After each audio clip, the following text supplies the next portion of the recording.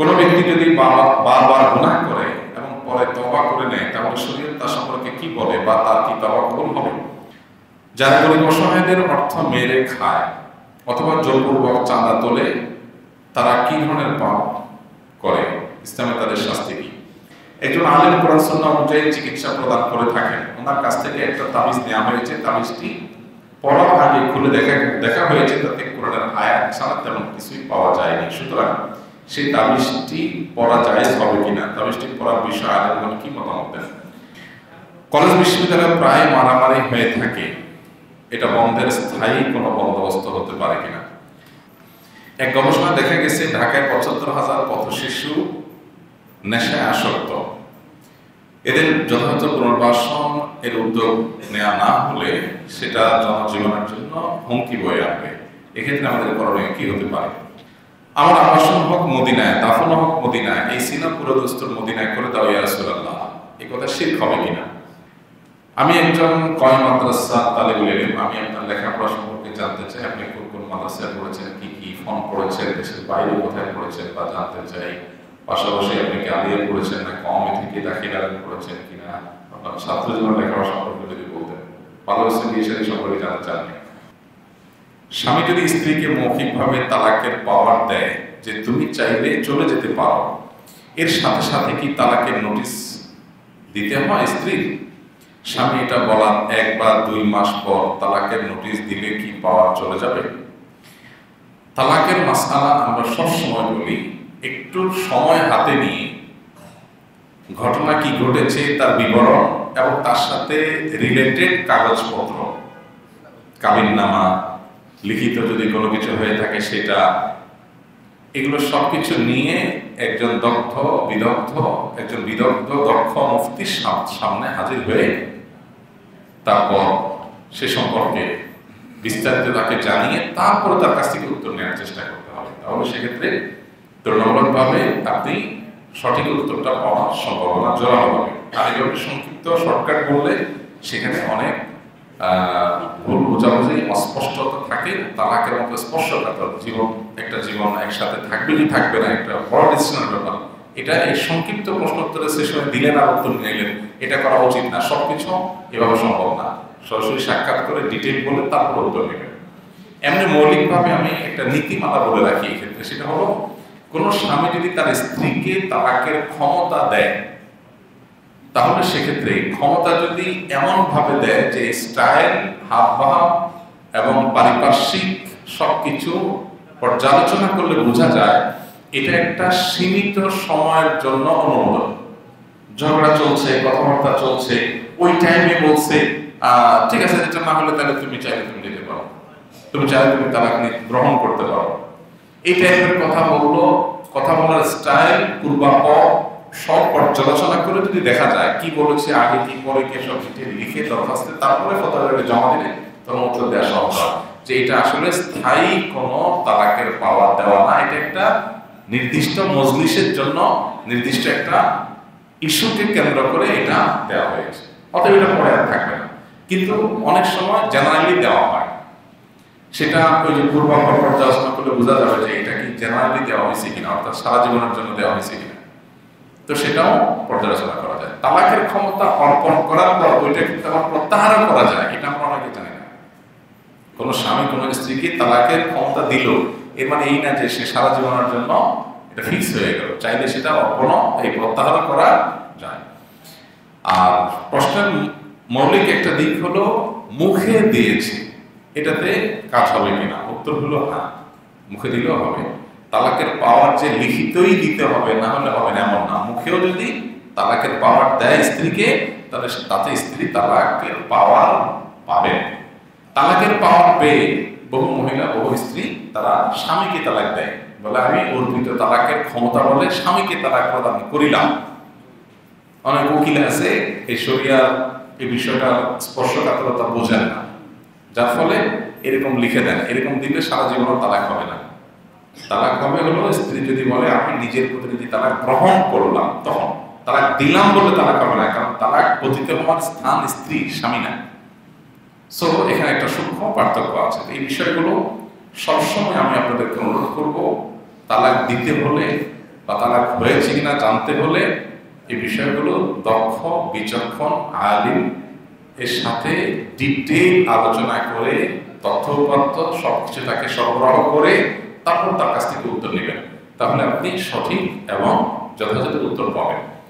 আর তালাকের বিষয়ে সবসময় আমরা বলি, মানুষকে অ্যাওয়্যার করার চেষ্টা করি, প্লিজ তালাক ছেলে খেলার মতো কোনো বিষয় নয়। অতএব আপনি তালাকের বিষয়ে সিদ্ধান্ত গ্রহণ করবার আগে একাধিক দক্ষ আলেম ওলামা তাদের সাথে আলাপ আলোচনা করবেন, তারপরে শরিয়া সিদ্ধ উপায়ে সুন্নাহসম্মত ভাবে নবী সাল্লাল্লাহু আলাইহি ওয়াসাল্লাম যেভাবে গাইডলাইন করেছেন এটাকে ফলো করে আপনি তালাকের চিন্তা করবেন। খবরদার মনে বা মুখে আসলো আর তালাক দিয়ে দিবেন, এটা করবেন না। এটা যদি করেন তাহলে আপনি এমন বিপদে পড়তে পারেন যে পরে চোখের পানি ফেলবেন, কাঁদবেন। এই যে আমাদের পরে এক মুরব্বী আসছেন, মেয়ের সাথে মেয়ের জামাই তালাক হয়েছে, এখন তারা একসাথে থাকতে চায়। বেশিরভাগ দম্পতি, কত পার্সেন্ট হবে আমি জানি না, তবে আমার মনে হয় 70, 80 বা 90% কম হবে না, যে তালাকের পর একটা সময় 2 মাস পরে, 2 বছর পরে বা 10 বছর পরে একটা সময় রিয়েলাইজ করে যে না, ডিসিশনটা সঠিক ছিল না, মানায় চলতে পারলে ভালো হতো। এটা একটা সময় মানুষ রিয়েলাইজ করে, কিন্তু তখন হয়তো আর ব্যাক করার সুযোগ থাকে না। এজন্য নবী সাল্লাল্লাহু আলাইহি ওয়াসাল্লামের শেখানো পদ্ধতিতে যদি তালাক দেন তাহলে ব্যাক করার সুযোগটা থাকবে। সাধারণত মানুষ তালাক দিতে গেলে জেদ যখন ফুল গিয়ারে উঠে যায়, জেদ এটা যখন ফুল গিয়ারে উঠে যায়, তখন সে তার কাছে যদি অপশন থাকেও যে তালাক দেওয়ার পর আমার নেওয়ার সুযোগ থাকবে না, তো সে থাকবে না একটা গ্রহণ করে, কারণ জেদ তো ফুল গিয়ারে, যে একবার নেওয়ার রাস্তায় বন্ধ করে দিব সাহায্য করে, এরপর চোখের পানি ফেলে এবং কাঁদতে থাকে। তো কোনো ক্ষেত্রেই সীমা লঙ্ঘনকে আল্লাহ তাআলা পছন্দ করেন না। আল্লাহর নির্দেশনা, নবী সাল্লাল্লাহু আলাইহি ওয়াসাল্লামের নির্দেশনা হলো এমন ভাবে তালাক দিতে হবে যে তালাকের পর চাইলে আবার সংসার করা যায়, সে রাস্তা খোলা রেখে তালাক দিতে নবী সাল্লাল্লাহু আলাইহি ওয়াসাল্লাম নির্দেশ দিয়েছেন। অতএব তার নির্দেশ মানলে আমাদের আর কাঁদতে হবে না। বেশিরভাগ মানুষ এটা জানে না, রাগ উঠছে মেরে দেয় তালাক, এইভাবে না হয়। আমরা এটার উপরে আসনা ফাউন্ডেশন থেকে ছোট্ট একটা পুস্তিকা, 16 পৃষ্ঠার একটা ছোট্ট পুস্তিকা রেডি করেছি। এটা ছাপার প্রসেসে আছে। এটা ইনশাআল্লাহ আমরা সারা দেশে লক্ষ লক্ষ কপি বিতরণ করার পরিকল্পনা করছি। আপনাদের সহযোগিতা লাগবে, আপনারা এটা বিতরণ করবেন, ঘরে ঘরে মানুষকে পৌঁছাবেন, যাতে বিবাহ বিচ্ছেদের হার কমায় আনা সম্ভব হয়। আমাদের দেশে ঘরে ঘরে বিবাহ বিচ্ছেদ হয়ে যাচ্ছে না, এটা থামানো দরকার। তো সেজন্য আমরা এটাকে ব্যাপকভাবে সারা দেশের প্রত্যেকটা মানুষের হাতে হাতে পৌঁছে দেওয়ার স্বপ্ন নিয়ে আমরা কাজ শুরু করেছি। আপনাদের সহযোগিতা লাগবে। বইটা প্রকাশ হলে আমাদের পেজে যাবে ঘোষণা, ইনশাআল্লাহ। কোনো ব্যক্তি যদি বারবার গুনাহ করে এবং পরে তওবা করে নেয়, তাহলে শরীয়ত তার সম্পর্কে কি বলে বা তার কি তওবা কবুল হবে? বারবার গুনাহ করলে তওবা কবুল হবে কিনা? এর উত্তর হলো যে যদি বেপরোয়া ভাব থেকে, ড্যাম কেয়ার ভাব থেকে বারবার গুনাহ করে, করলাম তওবা করব, তাহলে এটা আল্লাহর কাছে মাফ কতটা হবে সেটা একমাত্র আল্লাহ ভালো জানেন। তবে এটা নিয়ে যথেষ্ট দুশ্চিন্তা করবার সুযোগ আছে। আর যদি কেউ তওবা করার পর, গুনাহ করার পর এমন তওবা করে, চোখের পানি ফেলে অন্তর থেকে নিজেকে ভৎসনা করে, আত্মশাসন করে, ভালো করে তওবা করে, এরপরে আবার গুনাহটা হয়ে গেলে সে আবারও তওবা করে, আরো শক্ত করে তওবা করে, তো এরকম তওবা বারবার করলে এবং তওবা বারবার ভাঙলেও আল্লাহর কাছ থেকে ক্ষমা পাওয়ার জোরালো সম্ভাবনা আছে। কারণ আল্লাহ তাআলার গুণবাচক নামগুলোর মধ্যে একটা হলো আল্লাহ তাআলা তাওয়াব। তাওয়াব মানে কি? বারবার রিপিটেডলি যিনি তওবা কবুল করেন। তো বান্দার প্রত্যেকটা তওবাকে আগের তওবার চেয়ে আরো স্ট্রং করবে, পরেরটাকে আরো স্ট্রং করবে, এভাবে সে চেষ্টা করবে। কিন্তু বারবার হওয়ার কারণে সে আশাহত হয়ে তওবা ছেড়ে দিবে না। আবার তওবা করার সুযোগ আছে, এই জন্য সারাদিন শুধু গুনাহ করতে থাকবে, সেটাও করবে না। এই মধ্যম পন্থাটা যদি অবলম্বন করা যায় তাহলে ইনশাআল্লাহ সে সিরাতুল মুস্তাকিমে আসেন, আল্লাহর কাছে নাজাত পাবে, সে আশা করা যায়।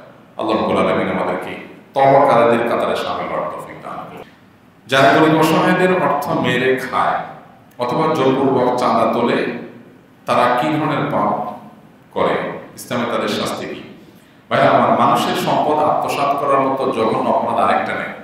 একটা মানুষ নামাজ পড়ে না বা নামাজ নিয়মিত পড়ে না, বা একটা মানুষ অন্য কোনো গুনাহে লিপ্ত, এই মানুষটার চাইতে কেউ জেনায় লিপ্ত হলেও তার চাইতে যে মানুষের সম্পদ আত্মসাৎ করে, চাঁদাবাজি করে, অন্যায়ভাবে মানুষের উপর জুলুম করে তার টাকা মেরে খায়, তার অপরাধের মাত্রা অনেক বেশি।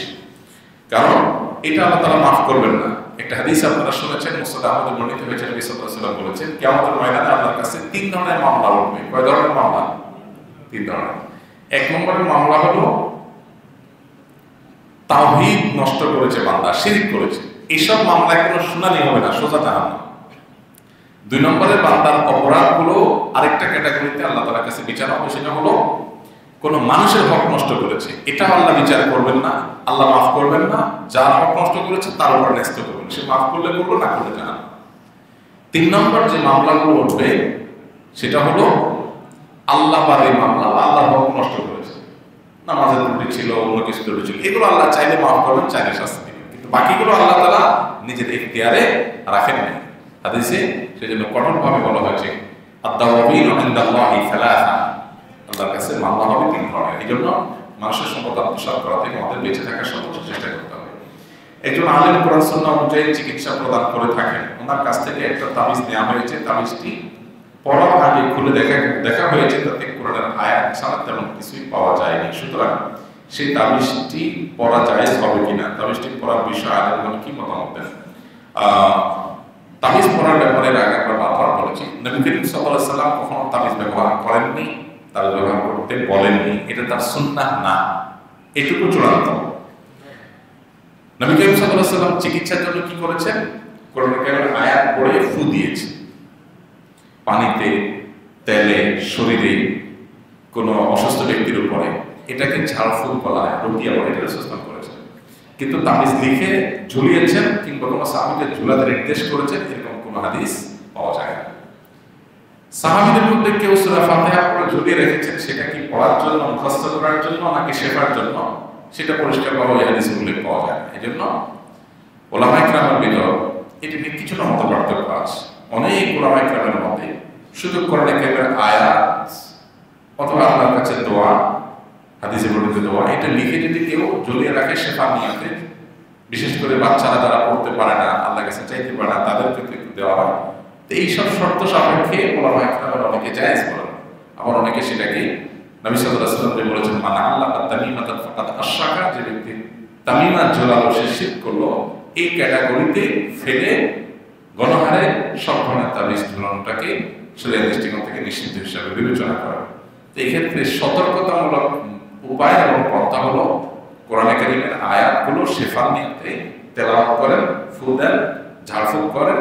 আর যদি আপনি বাচ্চাদের ক্ষেত্রে হয় যে তারা নির্ভয় অন্য উপায় শুধু কোরআন আয়াত, তাদেরকে কোনো কোনো আলেমের মধ্যে বা অনেক আলেমের মধ্যে আপনি তাদেরকে তাবিজ হিসেবে দিতে পারেন, কিন্তু নিরাপদ মত হলো ঝাড়ফুঁক করা, তাবিজ ব্যবহার করার। কারণ রাসূল সেটা করেন নাই, সাফ, তিনি কাউকে দিতেও বলেননি। আমরা রাসূলের আদর্শটাকে অগ্রাধিকার দিয়ে আমল করবো, মানবো, সেই হিসেবে নিরাপদ মত হলো ঝাড়ফুঁকের উপর আমল করা, রুকিয়ার উপরে আমল করা। কলেজ বিশ্ববিদ্যালয়ে প্রায় মারামারি হয়ে থাকে, এটা বন্ধের স্থায়ী কোনো বন্দোবস্ত হতে পারে কিনা? কলেজ বিশ্ববিদ্যালয় বা শিক্ষা প্রতিষ্ঠানগুলোতে যেগুলো মারামারি আমাদের দেশে হয়, পৃথিবীর আর কোন দেশে এরকম হয় আমি জানি না। আমাদের দেশে কলেজ বিশ্ববিদ্যালয়ে মানেই শুধু পড়ালেখা না, পড়ালেখার পাশাপাশি ধাওয়া পাল্টা ধাওয়া, এটা আমাদের কাছে একটা কমন চিত্র হয়ে গেছে।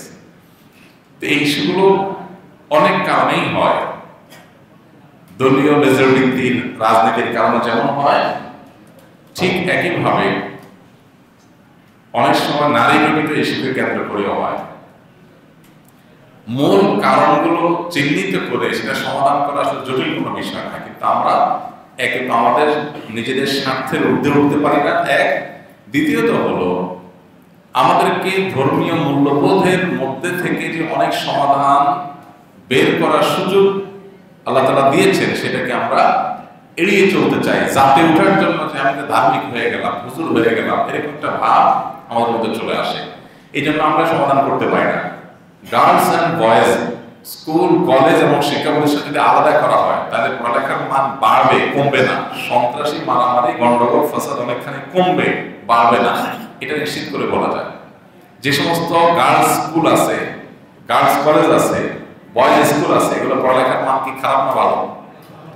Specialised boys school, girls school, college, এগুলো পড়ালেখার মান অনেক ভালো ওই ছেলে মেয়ে মিশ্রিত স্কুলের চেয়ে। আমাদের দুর্ভাগ্য, সংখ্যাগরিষ্ঠ মুসলমান তথা ধার্মিক মানুষদের এই দেশে প্রশাসনের তরফ থেকে এনজিও গুলো দ্বারা উদ্বুদ্ধ হয়ে শিক্ষা অফিসাররা, শিক্ষা কর্মকর্তারা শিক্ষা প্রতিষ্ঠানগুলোতে ট্রেনিং এর নামে বাধ্য করে, জোর করে যে ছেলে মেয়ে একসাথে বসাও, একসাথে মিশায় ফেলাও। এরকম একটা প্রবণতা আছে না নাই? এটা খুবই দুর্ভাগ্যজনক একটা প্রবণতা। অতি সম্প্রতি আপনারা দেখেছেন ইনসাফ ফাউন্ডেশন নামে একটা প্রতিষ্ঠানের জন্ম হয়েছে। দেশের ওলামা একরাম নারীদের অধিকার আদায় করার জন্য, তাদেরকে সঠিক পথনির্দেশ দেওয়ার জন্য, তারা কেউ বিপদে পড়লে তাদের সহযোগিতা করবার জন্য এরকম বড় কোনো উদ্যোগ নিয়েছেন এই প্রথমবারের মতো ইনসাফ ফাউন্ডেশন। সেই প্রতিষ্ঠানের উদ্বোধনী অনুষ্ঠানে স্টেজে মহিলা ছিল না, মহিলা অনুষ্ঠানে ছিল, নারীদের অনুষ্ঠান নারীরা ছিল। তাদেরকে যথাযোগ্য মর্যাদা, রাজকীয় মর্যাদায় খুব সুন্দরভাবে বসার ব্যবস্থা করা হয়েছে পর্দার সাথে। কিন্তু তারা স্টেজে কেন নাই, এটা নিয়ে এক শ্রেণীর মানুষ সমালোচনা করেছে। আপনারা অনেকে দেখেছেন যে নারীদের জন্য অনুষ্ঠান, তাহলে নারীরা স্টেজে কেন নাই? এই মানুষগুলো ইনসাফের সংজ্ঞা তাদের নিজেদের বিবেক থেকে দিতে চায়। একজন মুসলমান হিসাবে আমরা ইনসাফের সংজ্ঞা নেব ইনসাফের সৃষ্টিকর্তা আল্লাহ তাআলার কাছ থেকে, ঠিক না বেঠিক?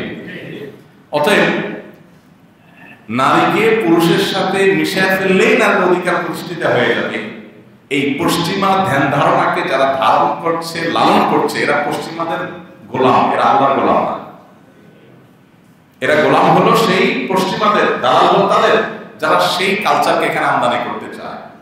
আপনি যদি বাংলাদেশের আপামর সাধারণ মানুষের একেবারে গ্রাম বাংলার যে কালচার বা কৃষ্টি, সেটা নিয়ে আলাপ উঠান, তো আমি বলবো এদেশের হিন্দু, মুসলিম, খ্রিস্টান, বৌদ্ধ, যে কোনো ধরনের মানুষ হোক, আমাদের দেশীয় কালচারে নারী আর পুরুষ যে কোনো অনুষ্ঠানে একই সাথে পাশাপাশি থেকে মাখামাখি করে অনুষ্ঠান করা, এটা কি আমাদের দেশের কালচার? আপনার গ্রামে যদি একটা সাধারণ কোনো অনুষ্ঠান হয়, যেটা ধর্মীয় কোনো অনুষ্ঠান না, সেখানে কি নারী পুরুষ সব মিশে একসাথে দাঁড়িয়ে এসে অনুষ্ঠান সম্পাদন করে? এটা আমাদের দেশের কালচার না, এটা পশ্চিমাদের কালচার। সেই কালচারকে যারা এই দেশে প্রতিষ্ঠা করতে চায়, তারা আসলে পশ্চিমাদের এজেন্ডা বাস্তবায়ন করতে চায়, যেটা খুব দুর্ভাগ্যজনক।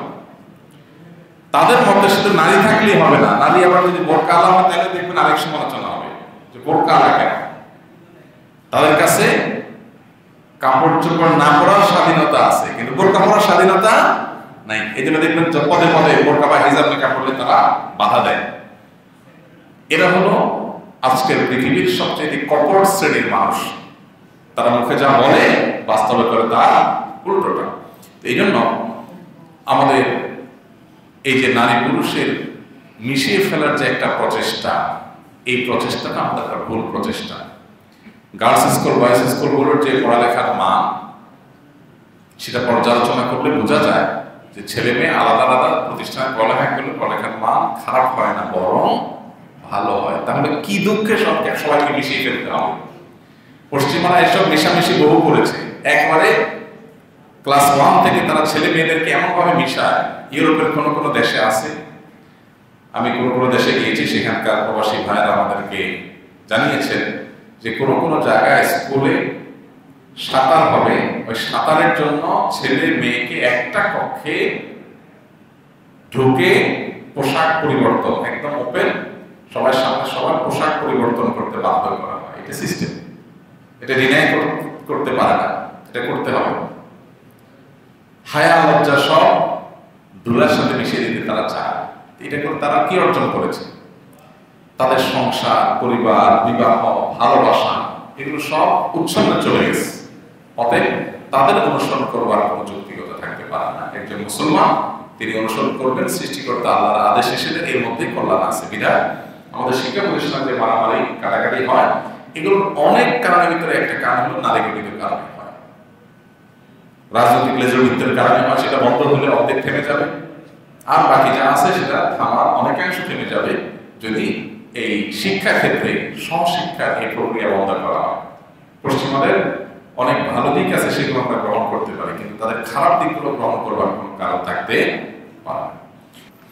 এক গবেষণা দেখা গেছে ঢাকায় ৭৫,০০০ পথ শিশু নেশায় আসক্ত।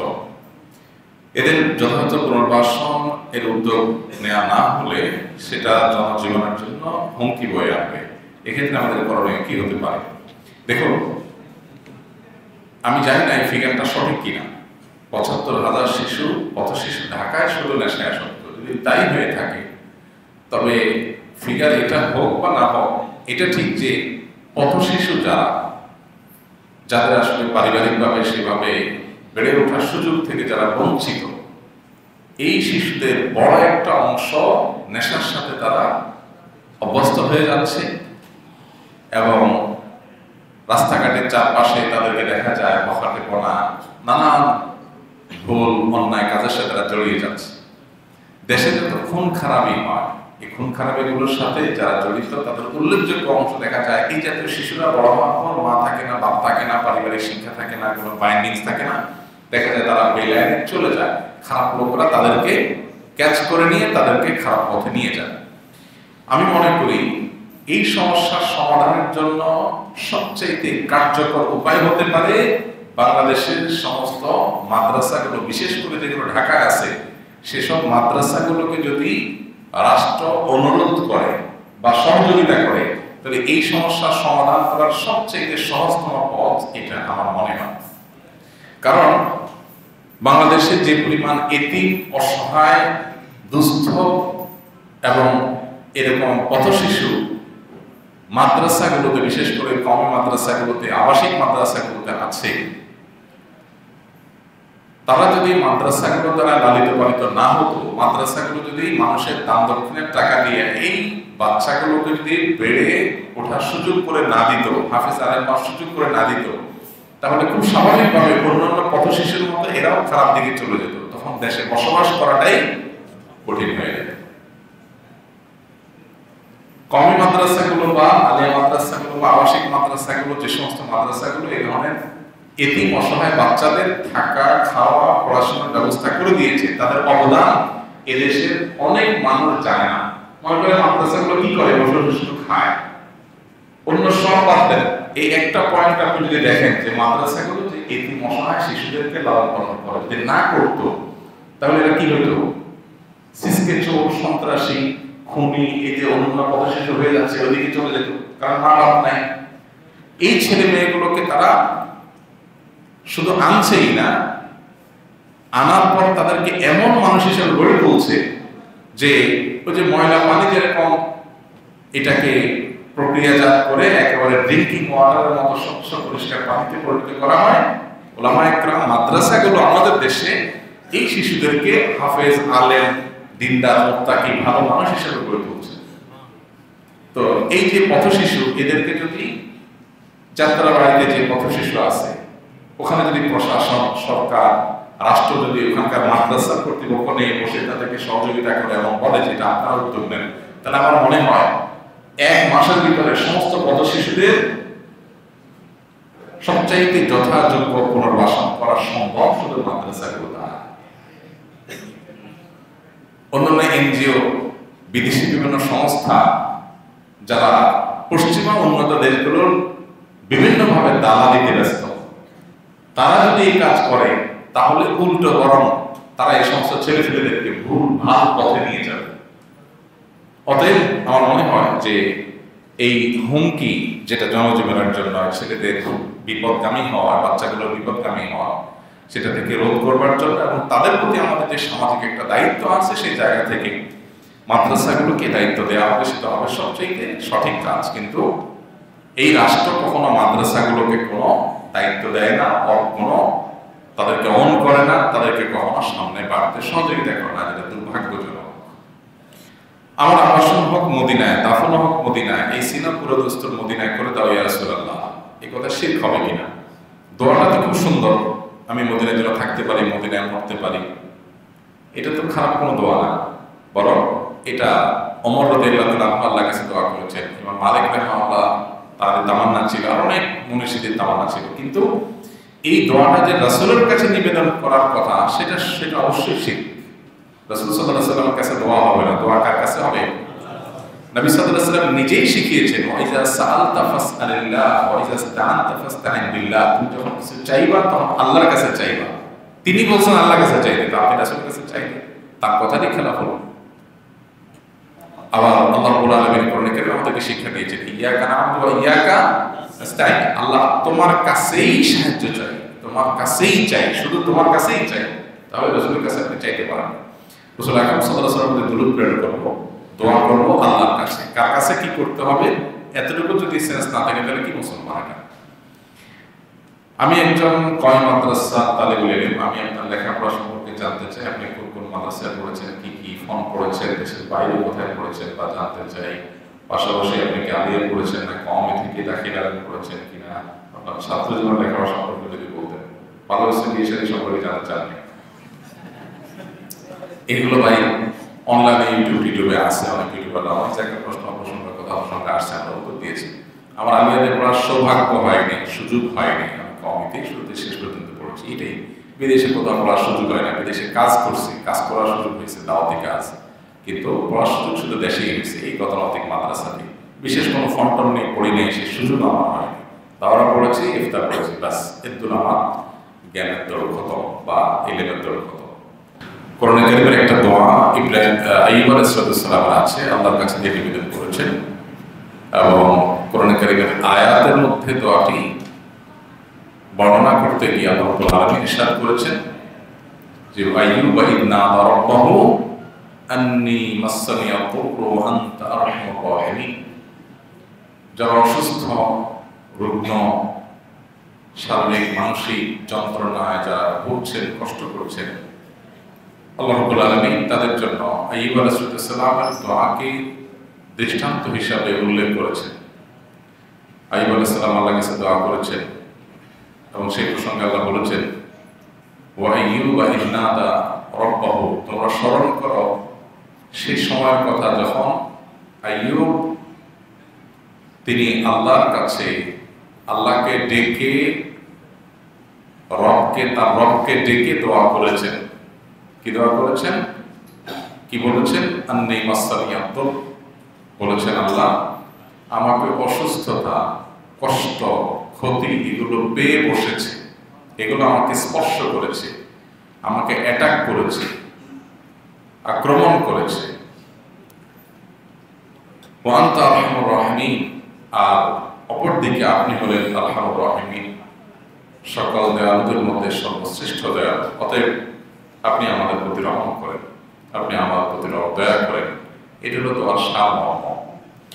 তো আইয়ুব আলাইহিস সালামের এই দোয়াটা আমরা যদি কেউ অসুস্থ হই আমরা পড়তে পারি, সাধারণ অবস্থায় পড়তে পারি আল্লাহর কাছে। এখন প্রশ্নকর্তার যে প্রশ্ন, যে এখানে কোরআনে কারীমে আন্নী মাসসানিয়া দুর ওয়া আনতা আরহামুর রাহিমিন আছে, রব্বি আন্নী নাই, কিন্তু আন্নী মাসসানিয়া দুর ওয়া আনতা আরহামুর রাহিমিন বললে হবে কিনা? উত্তর হলো অর্থ পূর্ণাঙ্গ হবে। কোরআনে আয়াতের এই অংশ শুধু আল্লাহর কাছে নিবেদন করলে পূর্ণাঙ্গ অর্থ হবে। আন্নী মাসসানিয়া দুর মানে আমি কষ্ট, দুঃখ এটাতে নিপতিত, আর আপনি আরহামুর রাহিমিন, আপনি সকল দয়ালুদের মধ্যে শ্রেষ্ঠ দয়ালু। তো পূর্ণাঙ্গ কথা এখানে কিন্তু হয়ে যায়। তবে আয়াতের মধ্যে রয়েছে যে আইয়ুব আলাইহিস সালাম তার রবকে ডেকে বলেছেন, তার মানে তিনি রব্বি বলেছেন। অতএব যদি কেউ কোরআন কারীমে বর্ণিত আইয়ুব আলাইহিস সালামের দোয়াটাকে শুরুতে রব্বি যুক্ত করে দেয়, তো সেটা আয়াত হিসাবে করা যাবে না, সেটা দোয়া হিসাবে হতে পারে।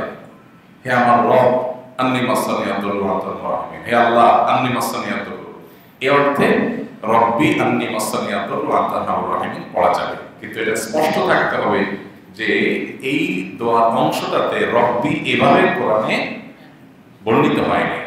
কোরআন এটা খুবই সংবেদনশীল মহাগ্রন্থ আল্লাহর কালাম, এখানে একটা অক্ষর, একটা বর্ণ, একটা জের জবর হরকত এদিক সেদিক করার কোনো সুযোগ ইসলামের ইতিহাসে মনীষীগণ শুধু কোরআনের এই উচ্চারণগত যে আসল উচ্চারণটা নবী সাল্লাল্লাহু আলাইহি সাল্লামের, সেই উচ্চারণগত দিকটাকে সংরক্ষণ করবার জন্য ইলমুল কিরাআত এটা তারা নবী করিম সাল্লাল্লাহু আলাইহি সাল্লামের সময় থেকে সংরক্ষণ এবং এটা ক্রমোন্নয়ন করেছেন, ক্রমবিকাশ ঘটিয়েছেন। এই জন্য কোরআন কারীমের উচ্চারণটাও কিভাবে হবে সেটা কিন্তু সব ঠিক করা, চাইলেই একটু এদিক সেদিক করার সুযোগ নাই। এই জন্য এই দোয়াটা আমরা আন্নি মাসালিয়াতুর রহিম করতে পারি। আর যদি দোয়া হিসাবে রব্বি শব্দ শুরুতে যোগ করে বলি সেটাও করা যাবে, কিন্তু সেটা মাথায় রাখতে হবে এটা আয়াত হবে না, তখন রব্বি অংশটা আয়াত হবে না। রব্বি আন্নি মাসালিয়াতুর ওয়া আনতা আরহামুর